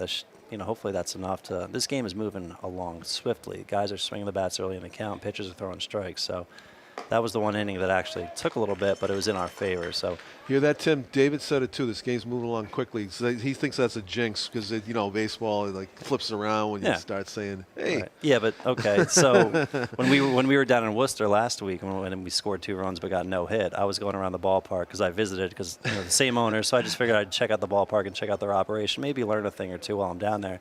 I told everybody I walked up to that there was a no-hitter going. Because you wanted to break the no-hit, yeah. But that goes to show you that jinxes are all in your head. It is true. It didn't work as we got no-hit. A lot of I still play the men's leagues and stuff, and a lot of people are superstitious that I play with, and it can start just the one superstition that I do, I don't know why, but the crossing the bats. I don't like the bats crossed. Yeah. Maybe it's a neatness thing, but like if I see it in the rack or something, I'll just straighten them out.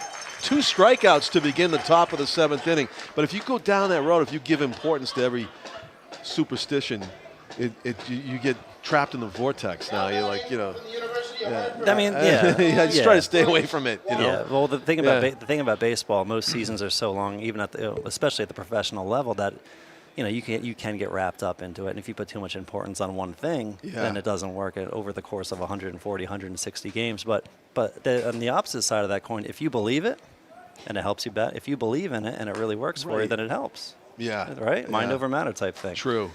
So, I think some guys like Boggs, Adam, and sure. I mean, I never running to the mound. I never like to touch the chalk on the sideline. I always like the rubber to be without dirt, nice and fresh. And I had all these sorts of little things, but that's not really superstition as much as part of a comfortable routine. Right. And when you're comfortable, you can focus, and when you focus, you can execute. That's how I always thought of it. I got to give some pub to our pitcher here. It's George Welch, who's left-handed, 6'1", 200 pounds, from Derry, New Hampshire, pitches for St. Joseph's, and he just hit 90 on our gun here at Stellos. Lots to like about this pitch. Holman, yep. sorry. Lots to like about him. He works fast, which is one of my favorite things, even, especially as a coach and as a player. As a player, I like to pitch fast. I didn't like to waste any time, waste any energy out there. He attacks the strike zone. He mixes his speed. So he's he keeps it up. He's going to have himself a pretty good summer. Yeah, so you look literally out to Washington State for players in some cases. Sure. Some people, they come from all over. It's exciting to look down the roster every summer and see, the cast of characters that you've assembled here at Holman. As Cowles gloves out number 3. Good work by relief pitcher George Welch here in the top of the 7th inning. Keeps it a 6-2 Silver Knights lead. What's on your mind right now? What's priority 1 working on here? I was just joking. I was just joking with a season ticket holder down on the field. I was saying that if you're the GM of a baseball organization, it's hard to be a fan because you really can't. You don't have time to watch any of the games. So I'm just watching how the middle inning games are going. If the music's at the right volume, if the PA announcer's voice is working with the music and the flow of the game and everything. There's so much going on. Just looking down left field, seeing if the kid zone is all in order, making sure everything's being attended to properly, making sure everybody's safe, making sure everybody's happy, fed, the vibe is good. So the answer is if you're thinking about only one thing, you're not doing possible. your job. Correct. You have to think about a lot of things. Sure. You know, he's always looking for areas to improve because we're still early in our summer season. We have a very good staff of about 15 college-age young men and women, and there are a lot of opportunities for them here in this organization because we run it like a professional organization. So they're doing a wide variety of different things here, and the experience they're getting here is unbelievable. And but you know, there's many ways for them to get better at what they're doing, and with the amount of stuff we're throwing at them, they're doing a great job so far. I have enjoyed coming here for many years. I just realized as we were talking that I've been doing high school, college, and pro games at Holman Stadium since 1998 or 9 on the radio and on TV. It's a Years great just venue. go by. It's a great venue, It is though. a great venue. You know, and my Holman experience, like I said, was 2006 to now, and not much in between or before that. But I know there's a lot of history here. Yeah. I know there's a lot of history, and some of the longtime season ticket holders fill in the gaps, and try to explain to me how it all evolved. And it's a pretty cool story. It's pretty good. We got to get this venue in Cooperstown. Yeah. We've got to reach out to them and see if we can't get some love. kind of representation. Sure, right? Yeah. They might maybe recreate the left field wall a little bit or something in a glass case or something like that. That'd be nice. Who knows? There's so much potential from our standpoint too. Look at all that room down there in left field. You just have the possibilities are endless. It's just a matter of what we can execute properly for the fans. So we move to the bottom of the 7th, the home half of the 7th. The Silver Knights coming off an inning where they put up 6 runs in the 6th. And drawing leadoff duty for the Silver Knights is Kyle Sandstrom, who came up with maybe the biggest hit of the game. It was a bases clearing single. And he goes back to right for another hit. So Kyle Sandstrom locked in. I love watching him swing the bat. I was in Brockton yesterday watching the guys on the road, and he lets the ball get really deep in the zone. He sees it very well, and he just goes where it's pitched. He saw an outside fastball yesterday and drilled it over the left field wall for a home run. Really? Wow. He looks like he's a very polished hitter. Uses the whole field. Yep, and that was a nice little wrinkle, little breaking ball inside, and he just drove it to right field, as you can see. Yeah, he looks locked in for sure. Nice dive by the second baseman. It was just hit too hard. So we moved along. Joe Bramante also had a big hit in that rally. 6'4" and 225 certainly fills up that right-handed batter's box. Strike. Doesn't like the call. He does stand close to the plate, though. He does. The guys like this, big guys like that, when I was pitching against them, they normally like to get their arms extended. So you try to jam them up a little bit and make sure you're moving the ball up and down in the zone. So we'll see how the pitcher approaches him here. That was in, and I would stay in if I was him, but we'll see what happens. And he goes away and low. Dustin Pedroia, you played with him when he was young? I did. I played with Dustin when he first came up in 2004 in the Florida State League for the Sarasota Red Sox. So I'll tell you why I just thought of him for a second, because he stands, correct me if I'm wrong, he stands way away from the plate, doesn't he? Correct. And he starts with a bit of an, oh that's going to be a fair ball inside the line, a high chopper, well placed, and churning into second base with a double, Joe Bramante. What is that move? Is that the bow and arrow? Yes. Second and third, the Silver Knights picking up where they left off in the 6th inning, have a rally brewing here in the 7th. That was a bit of a flat breaking ball. He recognized it early, and as I was saying before, he got his arms extended. He could really put good contact on that ball and wrapped it around the third base line. Yeah, so you were saying about Dustin, he stands back and dives in, Yep. and I hope I'm not talking in the past tense about his career, because there's a lot of talk that he may be done because of the knee. It's too bad. That's what caused Jerry Remy to have to retire, the knee. I didn't know that. With a little guy, do you think, they'll go on forever, indestructible, they'll recover from everything. But the thing about him, and I'm going to say this again, I don't really mean to denigrate Cal Ripken, but he's known as the Iron Man. And I always tell people, because I still play shortstop, I played shortstop my whole life, I say the reason why Cal Ripken was able to play all those games in a row is because he never played hard. That's what I thought. He didn't dive. I mean, he didn't dive. He played positioning. He was smooth. He ran through the bag. He wasn't going to dive head first in the first base. Maybe he did. You can correct me if I'm wrong with some video. But he stayed within himself. Pedroia was like a kamikaze pilot. Every Right. game he ever played, Right. every play he made, he just sacrificed his body everywhere, and I think that's what cost him. Well, it's hard. It's hard to knock Cal. It really is. And I'll Not give you, for me, but for hey, for sane people, I know. I'll get. I don't. Yeah, it's hard for me to knock Cal, but no, Yeah. you make a good point. I mean, Dustin's always a kind of guy who his uniform's never clean after the game's over. Always going in hard, always trying to give that hard slide to second base, or always diving for the ball just so he can just try to reach it. But and that's part of his greatness. And if it ends up being part of his part of the thing that ends his career, I'm sure he can end his career feeling okay about it if that's the reason why it all ended. And he very talented young man, very mentally tough. He's very underrated for his mental toughness, and people see the effort on the field physically, but they don't understand how mentally tough and just how extremely competitive he is. I mean, we would sit there on the bus in Double A and play cards, whatever. We play spades or hearts or something. And if he lost a game of cards, I mean, the guy he'd be mad for 2-3 hours. Really? Oh yeah, one of the most competitive individuals I've ever met in my entire life. Oh, that's But probably still remembers it this day. Yeah, probably. Your head-to-head card game score. Probably. So we have a new pitcher in the game here for the Westfield Starfires. Interesting choice, I thought, a nickname for the Starfires. I don't know how they arrived at that. Do you? I have no clue. It might have been some sort of contest with a local school or something. You never know how these things come about. Right. Being new to the league again, I just started in April, so I'm still learning a little bit about every league. I'm hoping I'm going to make it a point. Like I said, I was in Brockton and I went to North Shore, but those are closer trips.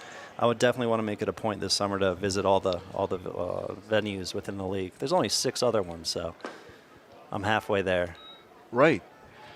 Sean Murphy up there for the Silver Knights as they hunt more runs here in the 7th inning to piggyback on their 6-run 6th. Huge swing by Murphy, and he foul-tipped it. So it's 0-2. It's that time of the evening when the lights are on, sun's sort of out of the picture, but the visibility isn't the greatest, right? Sure. It's like twilight getting there. Yeah, and your eyes are still adjusting. That's part of it, too. Yeah, my eyes. These kids, though, they got the 20-year-old eyes. It's nice to have, right? It's another asset. You can see better than the old guys in the stands. Like, where is that? Clouds might help, though, actually. It's not quite the tough twilight time. Big swing by Murphy as he got challenged there. You see the left side of the infield drawn in a little bit, the right side playing at normal depth. Right, that's an interesting difference. They're probably going to pound him inside with fastballs and maybe try to get him to chase away, being up in the count here. See what happens. Curveball doesn't break. Jack Fox from Los Angeles, California, and he pitches for Emerson College. 6'3". Oh, got him upstairs. Not listed. Yeah, he elevated, and Sean Murphy comes up empty. So Fox retires the first batter he faces. Number 43, Billy Butler. And Billy Butler steps in. Butler's probably just looking for something to elevate here. He's got 1 out, man on third. Yeah, bringing get something that, up in the air in the outfield. At least a sac fly, maybe. And he foul tips that one into the mitt. You can see with his swing, the way his head comes out of that, he was looking to elevate and probably beyond. Yes. I'm sure for right-handed batters with power that can pull that, it's so tempting here to try to go down the line. But that's a placement shot. That's not always easy to hit. We saw a lefty batter in the high school game for BG hit the brick wall on the fly going the other way. Nearly a home run. For the ground ball to the shortstop. The runner will score. Throw to first is scooped nicely by Ciaciarelli. And it will work for an RBI ground out. 7-2. Now, speaking of high school, aren't they playing the state championship tonight over at Delta Dental? Yes. I believe you're right. Number it is tonight. They had, I think, the lower divisions already played. Okay. And I think the Division I game is in the evening. All right. At night. Yeah.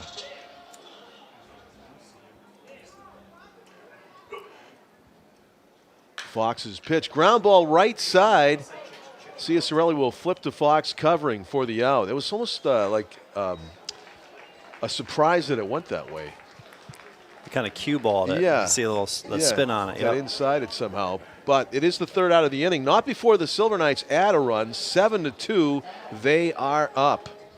And some more between inning entertainment, which is nonstop here at historic Holman Stadium during Silver Knights games. I'm on field with Sam, Brody, Austin, and Julia, and we're going to do a dizzy bat race. So each of these kids are going to spin around 10 times and then race all the way to Chris. Are you guys ready? 1, 2, 3. I don't think that was 10. It's all right, keep spinning. I love those rule followers. Great work, guys. The 10 spins was questionable, but let's hear it for Austin, Sam, Julia, and Brody.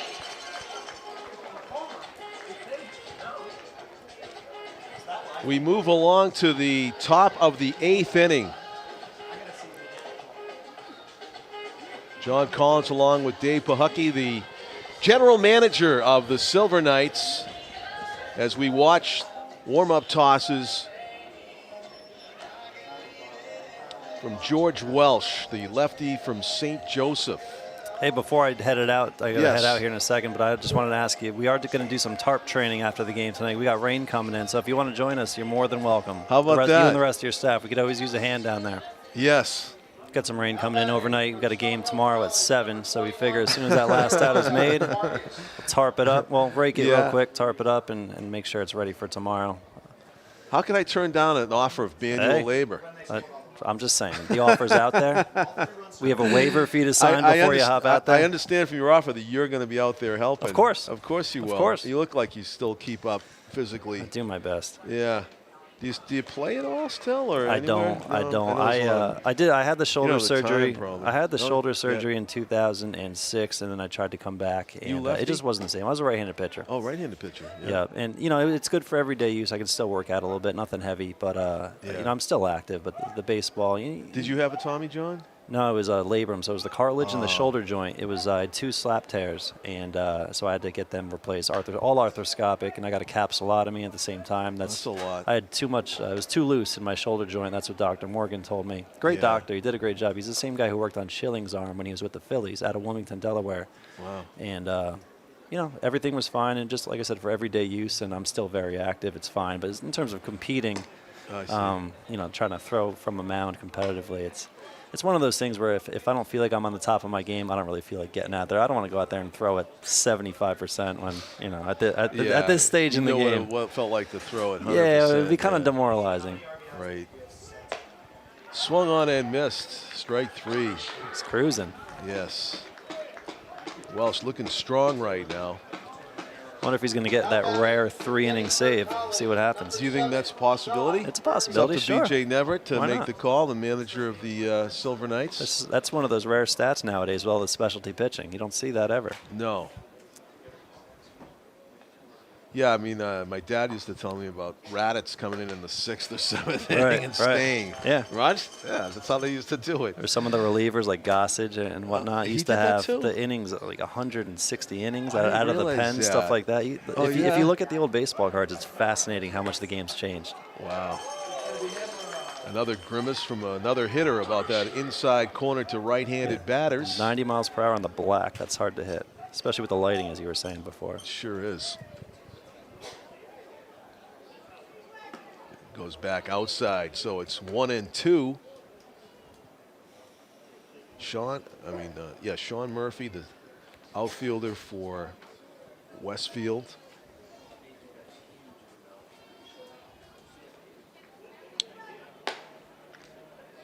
So the ball up and away.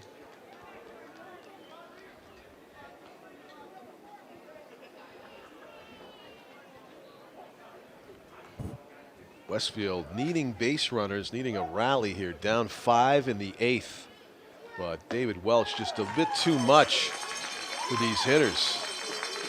The strikeouts in the 8th and 2 down, nobody on. To the plate, Now batting, Devin Kellogg, the Hartford, Starfires' second baseman. Devin Kellogg.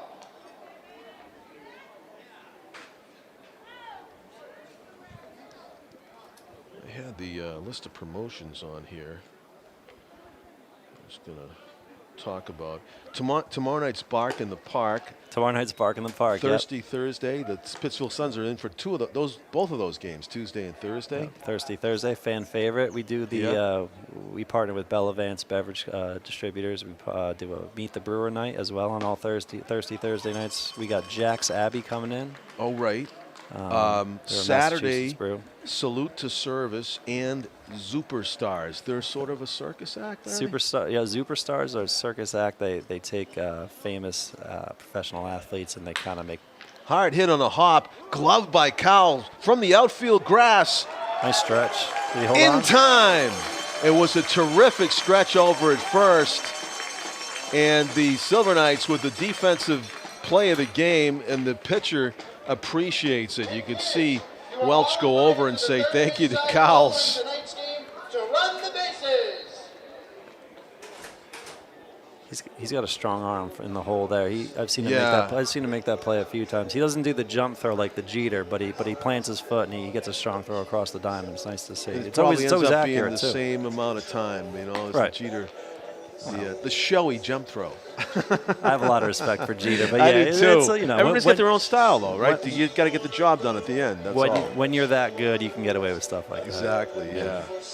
Yeah, he's another guy from the era you talked about. He's a little bit before, probably, than Jeter was. I don't know what year was he drafted. I want to say he was probably right around 90. Yeah, I don't know the exact year. Maybe 90, 91 he was drafted. Right, because he was coming into his prime when the Yankees went on that run there in the late 90s. Yep. All that homegrown talent they had with him and Bernie and Rivera. Posada. Yeah. So I did mention at the outset of the telecast about we were all concerned about David Ortiz. The latest on him is the Red Sox plane. He's already back in Boston, being cared for, and that he's out of danger, I've heard. So that's great news. We had Bernie Carbo in here, Red Sox legend from the 1970s, and he was a great interview. Pleasure to have him on. It was great to meet Bernie. The only thing I know about him is like your average fan. Obviously I know about the home run from the '75 series. Right. And the only footage I've ever seen of him is from the Ken Burns' The 9 Innings, the famous baseball documentary. And just meeting him in person was pretty cool for me because I enjoy baseball history. I wouldn't consider myself a historian, but just to meet a figure who was pretty prominent in baseball history was pretty cool. Pretty cool experience. And a great guy, very nice guy. Really nice guy. Very down to earth, and he has a message that he really wants to share with the players. Just kind of ground them a little bit, kind of show them that there are things beyond baseball that matter in life and that are important. So it was great to have him in the ballpark tonight. Yeah, it was. So the Silver Knights, Jack Fox working here in the bottom of the 8th. Potentially the Silver Knights' last bite of the apple offensively, as they are enjoying a lead at home at the moment of 7-2. Ball in the dirt from Fox, so it's a 1-2 count. 11 hits for the Silver Knights. They started piling them up in that 6-run 6th inning.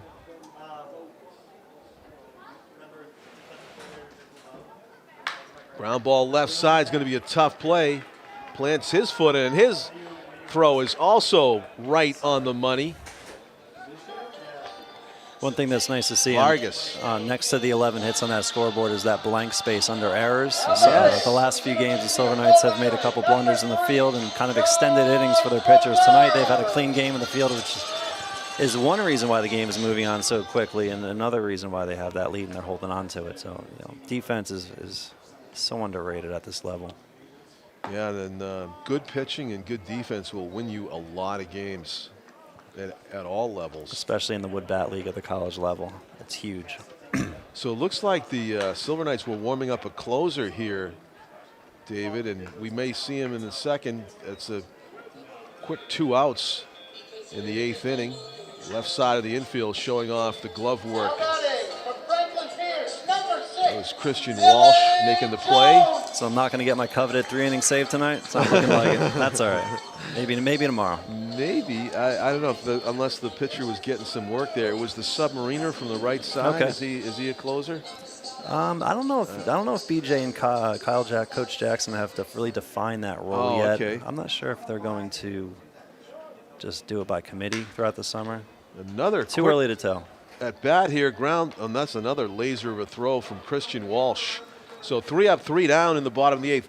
Dave Pohecki, thank you very much for joining me, John. us. I appreciate the time. The GM of the Silver Knights joining us.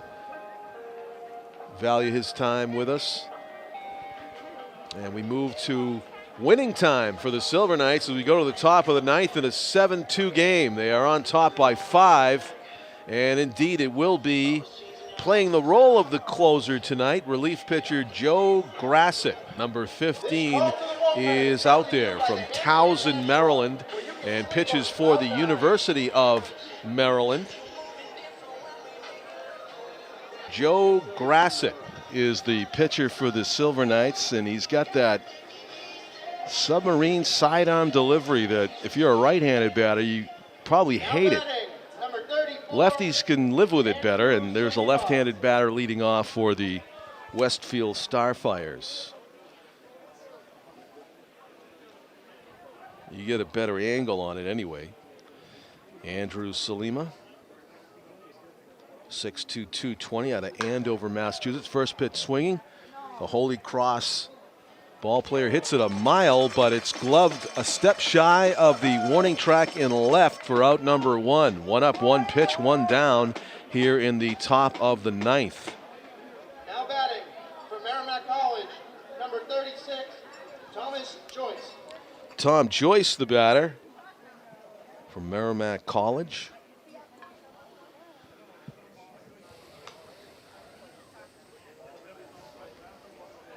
Vincento Camara, a recent addition to the Nashua Silver Knights roster.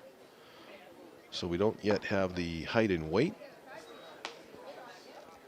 He's another guy that you could say, the cliche, he's got some filling out to do, as he's not heavily built by any means, but he's got that live arm and the unique delivery outside and low there with the 76-mile-an-hour offering.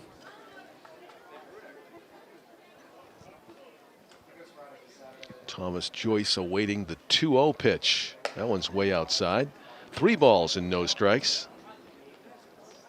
Of course, when you're up 5 in the last inning, the last thing the manager wants to see you do is issue a free pass, especially on 4 pitches. And 3-0, and he swings and hits a base hit to center.